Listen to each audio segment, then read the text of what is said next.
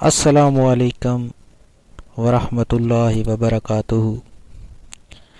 ونار beauty tips کے پیارے بھائیوں اور بہنوں، میں امید کرتا ہوں کہ آپ سب خیر و عافیت سے ہوں گے۔ میری دعا ہے کہ اللہ پاک آپ سب کو خیر و عافیت سے رکھے، آمین۔ ناظرین، آج کا سوال کچھ یوں ہے کہ ہماری شادی کو کافی عرصہ ہو گیا ہے۔ میرے شوہر نے کافی مرتبہ ہم بستری کی، مگر ابھی تک میرے شوہر نے مجھے ڈسچارج نہیں کیا، مجھے مطمئن نہیں کیا۔ چلتے ہیں اس سوال کے جواب کی طرف۔ سب سے پہلے میں بتاؤں گا کہ ڈسچارج کیا ہوتا ہے۔ مرد کی منی نکلتی ہے تو لمبائی کی طرف، اور اگر عورت کی نکلے تو گولائی کی طرف نکلتی ہے۔ بہرحال اس ویور کا کہنا یہ ہے کہ ان کی یہ عادت، یعنی ان کو اپنے شوہر کی یہ عادت اچھی نہیں لگتی۔ میں تڑپتی رہتی ہوں اور وہ بندہ اپنا کام پورا کر لیتا ہے، اپنا مطلب پورا ہوتے ہی بھاگ جاتا ہے۔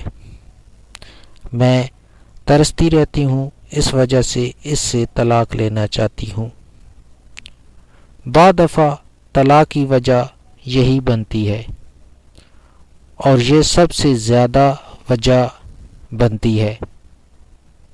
اب عورت کی خواہش مرد پوری نہیں کرے گا تو عورت گناہ کی طرف جائے گی۔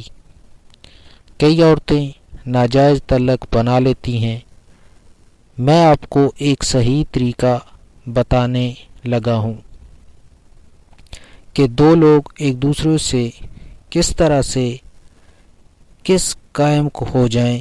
ایک بندہ جوان ہو اور وہ اپنی بیوی کو مطمئن نہیں کر سکتا، لیکن بعض مردوں کے ساتھ یہ ہوتا ہے کہ جن کی ٹائمنگ کم ہوتی ہے، ان کی منی جلدی نکل آتی ہے۔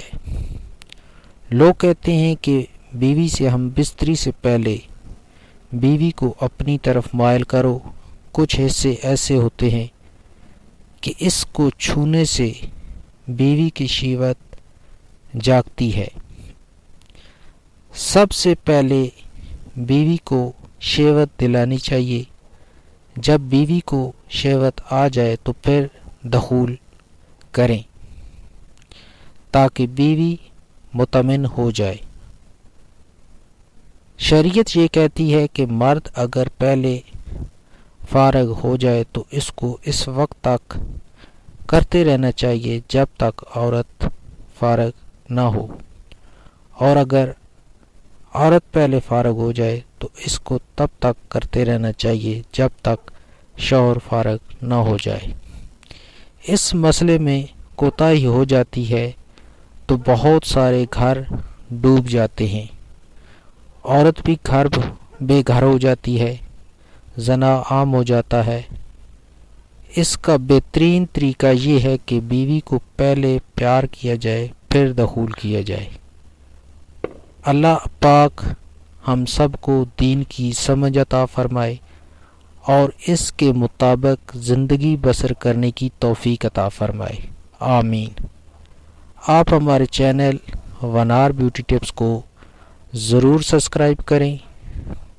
سبسکرائب کے ساتھ ساتھ ہماری ویڈیو کو لائک بھی کر دیں اور شیئر بھی کریں۔ اللہ پاک آپ سب کو اپنے حفظ و امان میں رکھے، آمین۔